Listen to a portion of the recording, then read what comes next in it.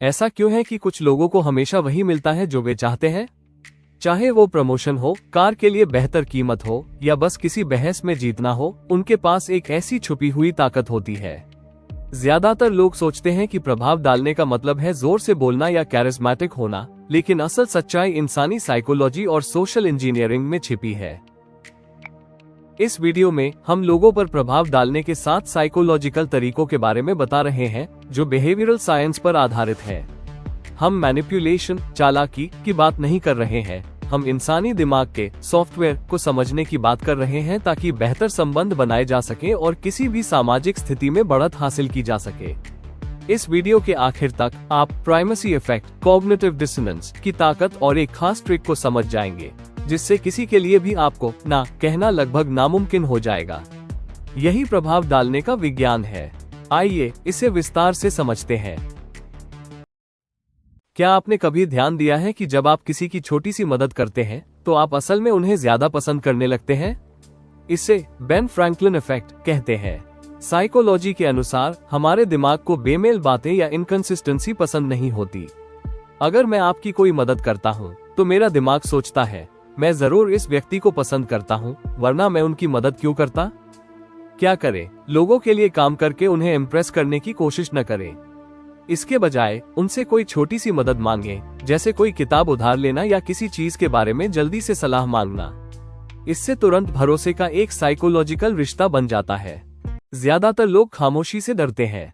उन्हें लगता है कि बातचीत के बीच आने वाले खाली समय को या आह जैसे शब्दों से भरना जरूरी है। लेकिन अहम बातचीत में खामोशी असर डालने का सबसे ताकतवर तरीका हो सकता है।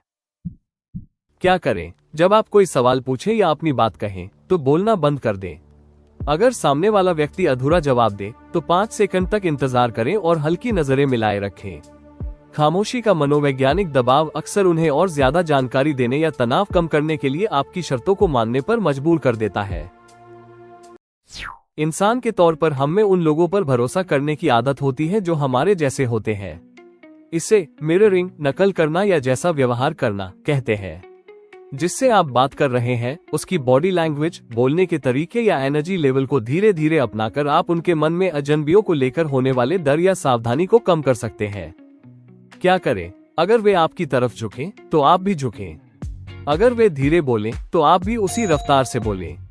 चेतावनी, उनकी नकल मिमिक न करें, बस उनके जैसा व्यवहार मिरर करें। अगर यह बहुत साफ साफ दिखे तो इसका उल्टा असर हो सकता है। यह एक ऐसा बारीक तालमेल होना चाहिए जिससे उन्हें बिना सोचे समझे सबकॉन्शियस लेवल पर यह महसूस हो कि उन्हें देखा और समझा जा रहा है। हार्वर्ड की एक साइकोलॉजिस्ट ने फोटोकॉपी मशीन की लाइन में एक मशहूर स्टडी की। उन्होंने पाया कि किसी रिक्वेस्ट के साथ क्योंकि बिकॉज शब्द जोड़ने से लोगों के मानने की संभावना 60% से बढ़कर 94% हो गई, भले ही बताया गया कारण पूरी तरह से बेतुका क्यों न हो। क्या करें? जब भी आप कोई रिक्वेस्ट करें तो हमेशा उसके साथ कोई कारण बताएं। क्या मैं लाइन में आगे आ सकता हूं क्योंकि मुझे जल्दी है कहना सिर्फ क्या मैं लाइन में आगे आ सकता हूं कहने से कहीं ज्यादा असरदार है। हमारा दिमाग लॉजिक या तर्क ढूंढने का आदी होता है क्योंकि शब्द अपने आप वो लॉजिक दे देता है। Door in the face technique ये बातचीत या मोल भाव करने का एक पुराना और असरदार तरीका है। अगर आपको कोई छोटी चीज चाहिए तो पहले किसी बड़ी चीज की मांग करें। क्या करें? अगर आपको किसी प्रोजेक्ट के लिए $500 का बजट चाहिए तो पहले $2000 मांगे। जब वे मना करते हैं तो उन्हें एक तरह का मनोवैज्ञानिक कर्ज महसूस होता है।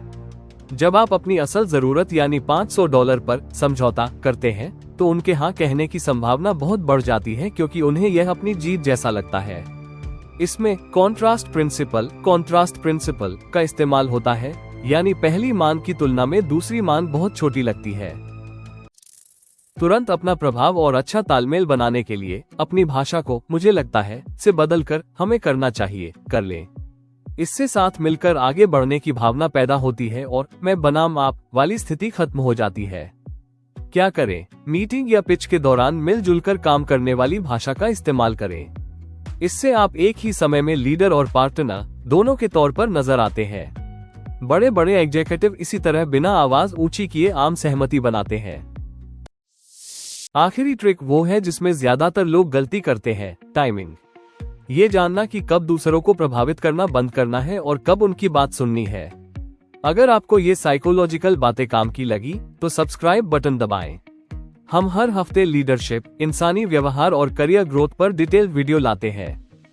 इन 7 ट्रिक्स में से आप सबसे पहले कौन सी आजमाएंगे? नीचे कमेंट्स में बताएं। स्किल्स एंड लर्निंग डेवलपमेंट देखने के लिए धन्यवाद।